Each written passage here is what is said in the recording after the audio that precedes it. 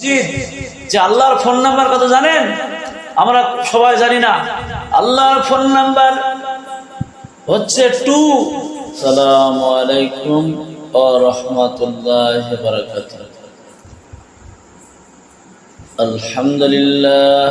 আলহামদুলিল্লাহ নাহমাদুহু ওয়া নাস্তাঈনুহু ওয়া নাস্তাগফিরুহু ওয়া নু'মিনু বিহি ওয়া নাতাওয়াক্কালু আলাইহি ونعوذ بالله من شرور أنفسنا ومن سيئات أعمالنا من يهده الله فلا مضل له ومن يضلله فلا هادي له ونشهد أن لا إله إلا الله وحده لا شريك له ونشهد أن محمدا عبده ورسوله إن الله وملائكته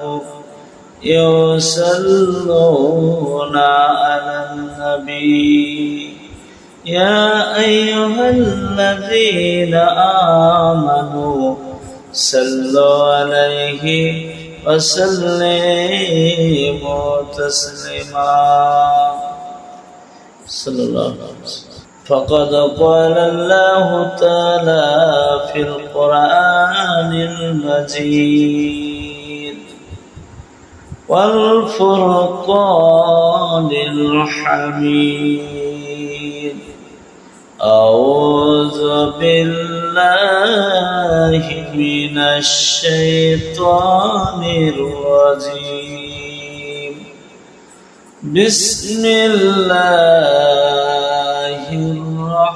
الرحمن الرحيم والعصر إن الإنسان لفي خسر إلا الذين آمنوا وعملوا الصالحات وتواصوا بالحق وتواصوا بالصبر. সমস্ত তারিফ, সমস্ত গুণগান, সমস্ত আরাধনা সেই মহান আল্লাহর জন্য। আজকে আল্লাহ রাব্বুল আলামিন আমাদেরকে ভালোবেসে রহম করে দয়া করে তার কোরআন এবং হাদিসের আলোচনা করার আল্লাহ পাক আমাদের তৌফিক এনায়েত করেছেন। তাই সকল আলহামদুলিল্লাহ। শাকায়ে নামদার তাজদারে মদিনা মুহাম্মদ মুস্তাফা সাল্লাল্লাহু আলাইহি সাল্লামের উপর শত সহস্র দরুদ ও সালাম বর্ষিত আল্লাহুম্মা আমিন। আল্লাহ পাক এটা কালের শপথ করলেন, সময়ের শপথ করলেন, যে আল্লাহ পাক বললেন আসরের শপথ করলেন, মানে কসম খেলেন। আমরা যখন কিরি করি আল্লাহরই চোখ করি মায়েরই এইসব কিরিগাড়া করে থাকি, কিন্তু এগুলো হচ্ছে শিরক বেদাত। এই কিরি করা যাবে না যে আমাদের মায়েরই দুই চোখ করি, তারপরে বিভিন্ন কিরি করে মানে মসজিদের চুরি মানে কিরি, কোরআন শরীফের কিরি, এগুলি আমাদের একদম করা যাবে না। এগুলো বর্জন করতে এসব একমাত্র কিরি আছে আল্লাহর কসম। যে আল্লাহ কসম করছে এরকম যে আমরা যখন কসম করি কোনো জিনিসের জন্য, আর আল্লাহ কসম করে বলছে যে প্রত্যেকটা মানুষ, আমি আসরের কসম করে বলছি, সময়ের শপথ করে বলছি, কালের শপথ করে বলছি, মানুষ ক্ষতিগ্রস্তের মধ্যে আছে। তখন সাহাবাদের চিন্তাও হয়ে গেল। সাহাবারা চিন্তা করতে শুরু করলাম, আমরা এত ইবাদত করি, আমরা এত ইবাদত বন্দী করি, আজকে আমরা হয়তো আমার ক্ষতিগ্রস্তর মধ্যে আছি। সব কাঁদতে শুরু করলো। সাহাবাদের দুঃখ শুরু হয়ে গেল, এত মনের মধ্যে কষ্ট শুরু হয়ে গেল কোরআন আয়াতটা শুনে। কিন্তু আল্লাহ পাক তারপরে কি বললেন? ইল্লাল্লাযীনা আমানু, যারা ঈমান এনেছে তারা ক্ষতিগ্রস্ত।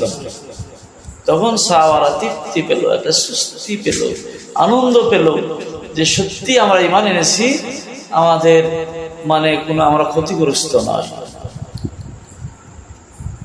আমরা ক্ষতিগ্রস্ত নয়, আমরা ঈমান এনেছি আজকে আমরা ক্ষতিগ্রস্ত নয়, আনন্দ পেয়ে গেল, ফুর্তি হলো, সাওয়াব। ওয়ামিলুস সালিহাতি, যারা সৎ কর্ম করে, যারা সৎকর্ম করে তারাও ক্ষতিগ্রস্ত নয়। ওয়াতাওয়াসাউ বিল হক, যারা হক কথা বলে, হক শুনে হক কথা বলে, তারাও ক্ষতিগ্রস্ত নয়। ওয়াতাওয়াসাউ বিস সাবর, যারা নিজে সবর করে অপরকে ধৈর্য ধরায়, তারাও ক্ষতিগ্রস্ত নয়।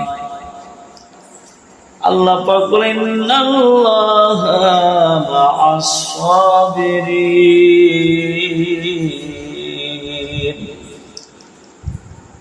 আল্লাহ পাক বলছে আমি ধৈর্যশীলের সঙ্গে আছি। তাই ঈমানদারদের উপরে এত ধৈর্য হবে, ধরতে হবে। আর ঈমানদারদের জন্য দুনিয়াটা যে কারাগার স্বরূপ, জেলখানা স্বরূপ। দেখবেন মানুষ যেমন জেলখানায় পরে যেমন কষ্ট পায় দুনিয়ার বুকে, তেমনি মুমিন যারা হবে, মুত্তাকি হবে, পরেজগার হবে, তারা দুনিয়ায় তাদের কষ্ট হবে, তারা শুধু কষ্ট পাবে। কি কষ্ট? তারা দুনিয়ায় জিনা করতে পারবে না, তারা দুনিয়ায় চুরি করতে পারবে না, দুনিয়ায় কেউ অন্যায় করতে পারবে না, গান বাজনা দেখতে পাবে না, সিনেমা হলে যেতে পারবে না, পার্কে বড় বড় যে অসভ্য পার্কেও যেতে পারবে না, আর বিভিন্ন রকম যাত্রায় তারাও যেতে পারবে না। আজকে আল্লাহ রাব্বুল আলামিন এই জন্য মুমিনদের জন্য দুনিয়াটা কারাগার স্বরূপ বানা হয়েছে। এই মুমিনদের জন্য এই দুনিয়াটা জেলখানা বলেছে। কারণ মুমিনরা এই দুনিয়ায় খুব কষ্টের মধ্যে থাকবে। দুনিয়াতে সৎ কর্ম যখন করবে, মানুষের মতো রিল্যাক্সে চলতে পারবে না। তাই মানুষ সৎকর্ম যখন চলে আসবে, তখন তার বড় বড় মুসিবত আল্লাহ দিবে। আল্লাহ সন্তান মেরে দিবে, ফসল নষ্ট করে দিবে, বিভিন্ন রকম দিক দিয়ে আল্লাহ পরীক্ষা করবে।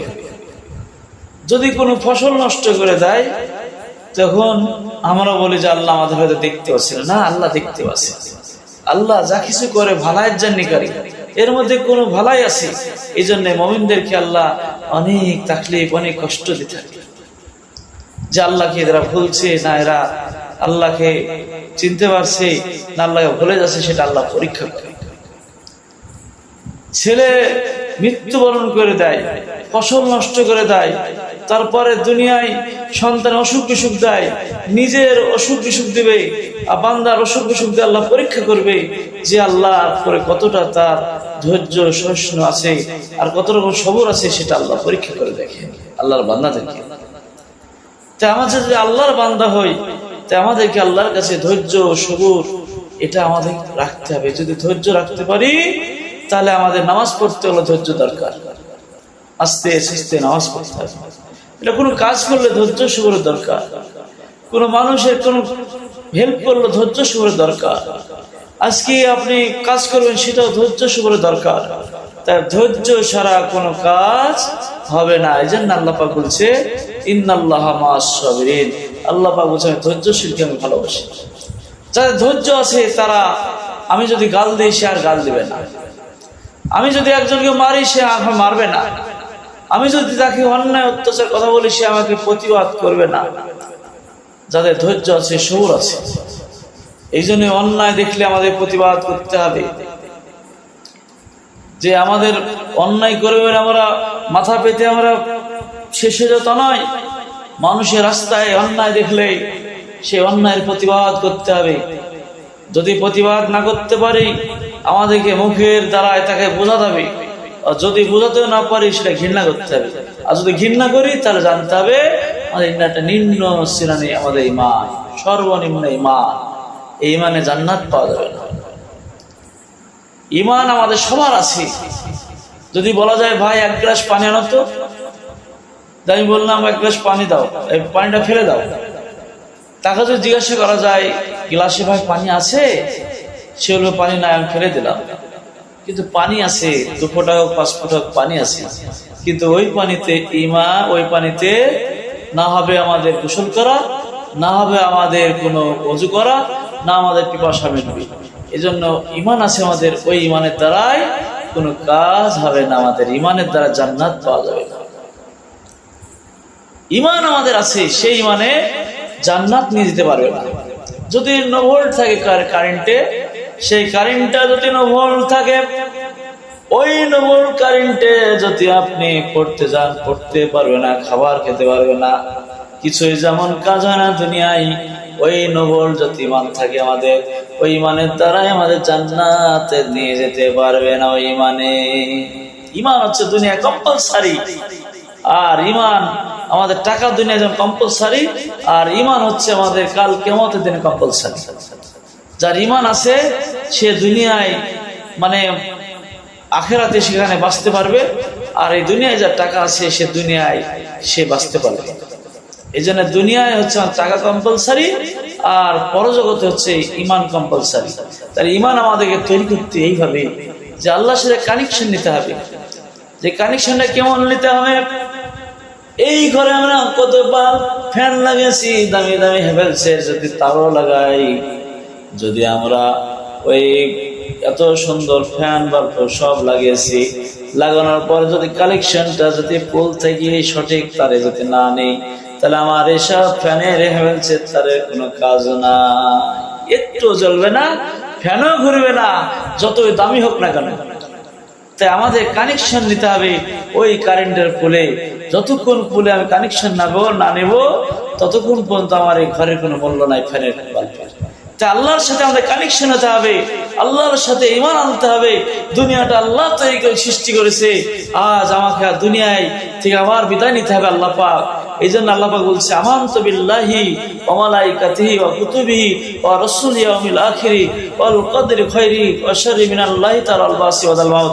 আল্লাহ পাক বল যে আমাদের আল্লাহর উপর ঈমান আনতে হবে, যে আল্লাহর প্রতি, ফেরেশতাদের প্রতি, মালাইকাতি ফেরেশতা ওয়া কুতুবি কিতাবের প্রতি, ওয়া রাসূলের প্রতি, ওয়াল ইয়াউমিল আখির আখিরার প্রতি, তারপরে মৃত্যুর প্রতি, যে আমাদের আবার মৃত্যু হবে, আবার আমাদেরকে পুনরায় আল্লাহ পাক চিন্তা করবে, এর প্রতি ঈমান আনতে হবে। যদি ঈমান আনতে পারি আর আল্লাহর পরে যদি কালেমা লা ইলাহা ইল্লাল্লাহ মুহাম্মাদুর রাসূলুল্লাহ পড়ে যদি একই ভাবে দৃঢ়ভাবে ঈমান আনতে পারি, বিশ্বাস স্থাপন করে, তাহলে আমাদের কানেকশন আল্লাহর সঙ্গে হবে। যদি আল্লাহর সঙ্গে কানেকশন আমাদের জুড়ে যায়, তাহলে জানবেন যে আমাদের দুনিয়া মানে আখিরাতে আমাদের মানে বিরাট সৌভাগ্য জায়গা হবে, সেখানে আমাদের জন্য জান্নাতের জায়গা হবে যদি আল্লাহর সাথে কানেকশন থাকে। তাই আল্লাহর সাথে আমরা কানেকশন করতে একমাত্র আছে মসজিদ। যে আল্লাহর ফোন নাম্বার কত জানেন? আমরা সবাই জানি না। আল্লাহর ফোন নাম্বার হচ্ছে 2 তার 4434। আল্লাহর ফোন নাম্বার হচ্ছে 24434। মানুষ অবাক হবে, এটা আল্লাহর ফোন নাম্বার কোথায়, আল্লাহর সাথে কি করে ফোন হয়?